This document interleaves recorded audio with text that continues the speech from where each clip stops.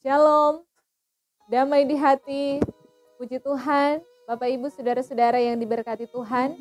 Di saat ini senang sekali ketika kita boleh berjumpa lagi melalui video channel multimedia Marturia Gemim Bukit Kasih Girian Permai untuk bersama-sama belajar lagi tentang kebenaran firman Tuhan yang akan menjadi perenungan warga Gemim di sepanjang minggu berjalan mulai tanggal 20 sampai tanggal 26 November tahun 2022.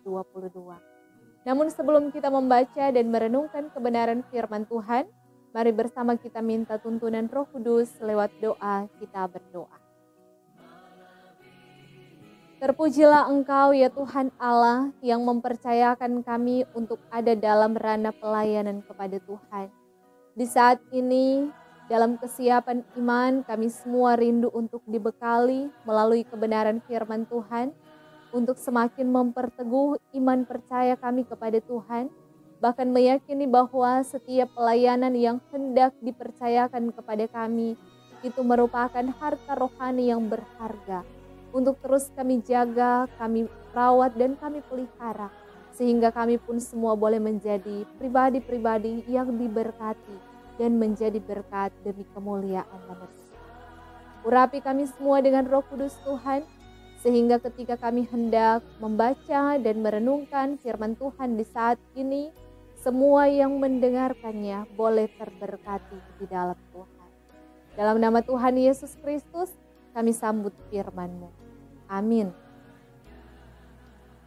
Saudara-saudara, marilah kita membaca kebenaran firman Tuhan yang terambil dalam 2 Korintus pasal 4 ayat 1 sampai ayatnya yang ke-15. Saya akan menuntun kita semua dalam bacaan firman Tuhan di saat ini dalam 2 Korintus pasal 4 ayat 1 sampai ayat 15 dengan tema harta rohani dalam bejana tanah. Demikian bunyi firman Tuhan. Oleh kemurahan Allah kami telah menerima pelayanan ini. Karena itu kami tidak tawar hati. Tetapi kami menolak segala perbuatan tersembunyi yang memalukan. Kami tidak berlaku licik dan tidak memalsukan firman Allah.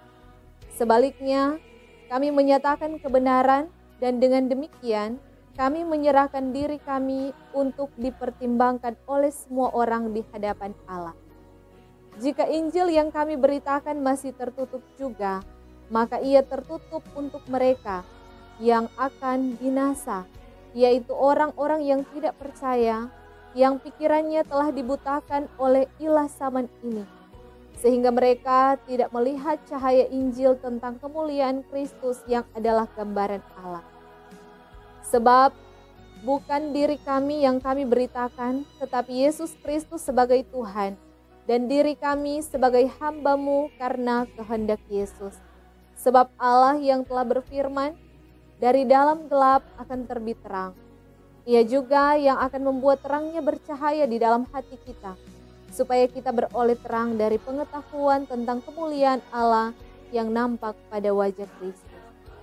Tetapi harta ini kami punyai dalam bejana tanah liat, supaya nyata bahwa kekuatan yang melimpah-limpah itu berasal dari Allah, bukan dari diri kami. Dalam segala hal kami ditindas, namun tidak terjepit. Kami habis akal, namun tidak putus asa. Kami dianiaya, namun tidak ditinggalkan sendirian.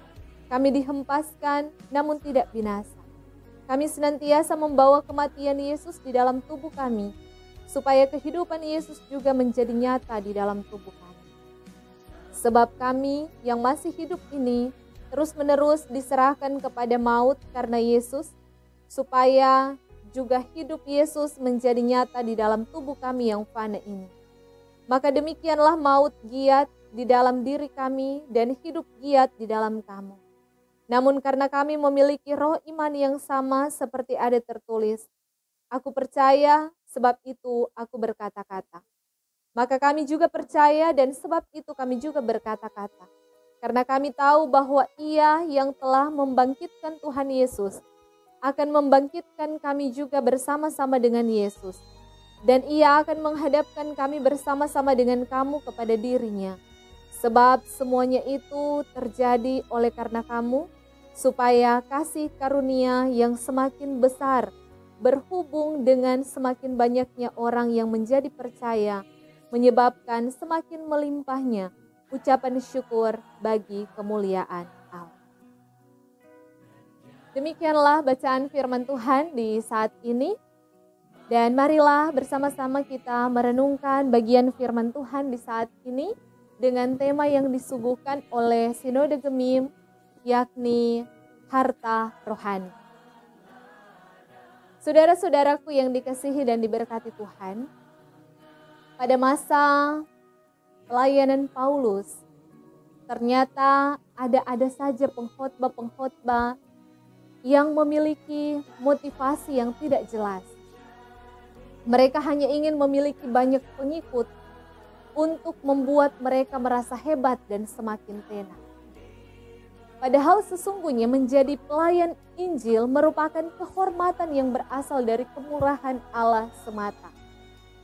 Dan ini merupakan harta rohani yang boleh kita terima.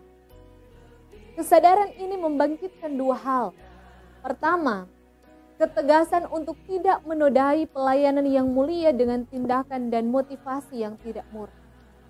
Dan kedua, bersungguh-sungguh agar Injil dapat diberitakan dengan cara yang membuat pendengarnya dapat memahami dengan benar.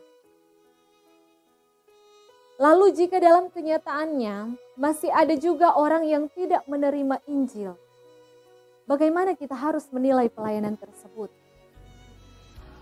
Rasul Paulus menegaskan bahwa penolakan terhadap Injil adalah fakta bahwa hati orang digelapkan oleh dosa. Hati orang digelapkan oleh kuasa kejahatan dan daya tarik dunia. Mereka yang termasuk di dalamnya adalah orang yang memang tidak ingin percaya kepada Allah. Mereka tidak menyadari bahwa di luar Injil tidak ada keselamatan sejati, juga tidak ada makna hidup yang sejati. Oleh karena pelayanan Injil sesungguhnya adalah mewartakan kemuliaan Kristus, maka Rasul Paulus dia tidak menonjolkan dirinya. Hal ini mau menegaskan perbedaan prinsip pelayanan Rasul Paulus dibandingkan dengan hamba-hamba Tuhan palsu yang lebih menonjolkan diri mereka untuk mencari hormat dari jemaat Korintus. Perhatian Paulus bukan dipusatkan pada upaya untuk membuat orang mengaguminya, tapi berpusatkan pada kesetiaan melayani agar Kristus dinyatakan dengan terang. Ia yang pernah berjumpa dengan terang kemuliaan Kristus di jalan menuju Damaskus, maka ia pula, yakni Rasul Paulus, dia terus berharap bahwa melalui pelayanannya, orang kembali berjumpa dengan terang Kristus. Paulus sendiri sadar bahwa dirinya hanyalah bejana tanah liat yang dipakai untuk menyampaikan harta mulia itu. Begitu berat pengalaman yang telah ia lalui sebagai akibat dari pelayanannya bagi Kristus dan bagi Injil Kristus. Ia ditindas, habis akal, dianiaya, dihempaskan dan lain sebagainya. Namun setelah itu lihatlah kemenangan yang Paulus alami. Dia tidak terjepit, tidak putus asa, tidak ditinggalkan sendirian, tidak binasa. Paulus sadar benar bahwa kekayaan rohani yang ada padanya lahir sebagai akibat penderitaan yang ia tanggung dalam pelayanan kepada Kristus. Melalui penderitaan, Allah membuat pelayanan Paulus semakin efektif.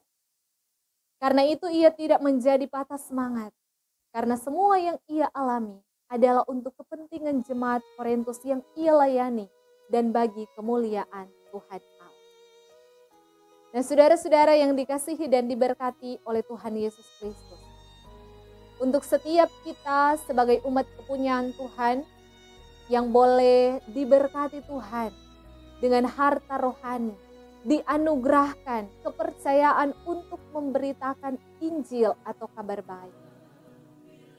Ada bagian yang Tuhan ingin kita lakukan dalam pelayanan. Maka baiklah kita menerimanya sebagai anugerah dan harta yang berharga yang hendak kita jaga, kita pelihara, dan kita senantiasa boleh menjadi alat berkat Tuhan. Melakukan tugas tanggung jawab anugerah harta rohani yang Tuhan beri kepada kita dengan hati yang murni hanya demi kemuliaan Injil Kristus, agar makin terpancar, agar makin bersinar, agar makin melangkah maju ke depan, bukan demi alasan-alasan yang lain.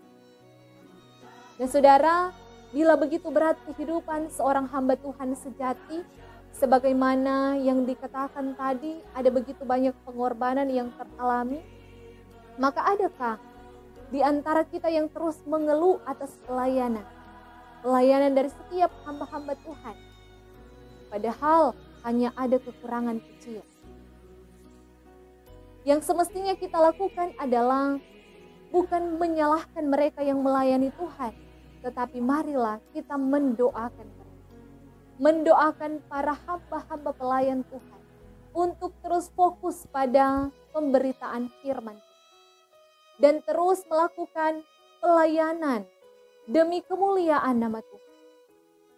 Ingatlah saudara-saudara, tugas hamba Tuhan bukan untuk menyenangkan hati kita sebagai manusia, tetapi tugas sebagai hamba Tuhan adalah untuk menyenangkan Tuhan. Tuhan memberkati kita semua dan terpujilah nama Tuhan. Amin.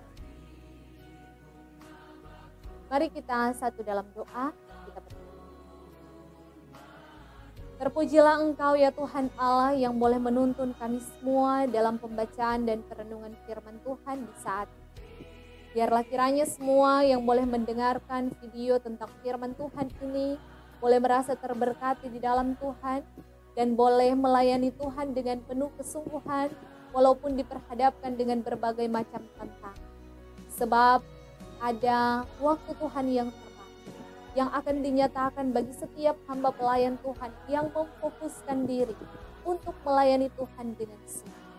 Dan kiranya ketika kami boleh mendengarkan perenungan firman Tuhan ini, kami pun akan dihentar untuk melayani, bukan untuk kepujian diri, tetapi semua demi hormat dan kemuliaan. Terpujilah Engkau Tuhan Yesus yang baik. Ini doakan, ini syukurkan, yang kami bawa dan kami persembahkan hanya di dalam nama Tuhan Yesus Kristus. Haleluya, amin.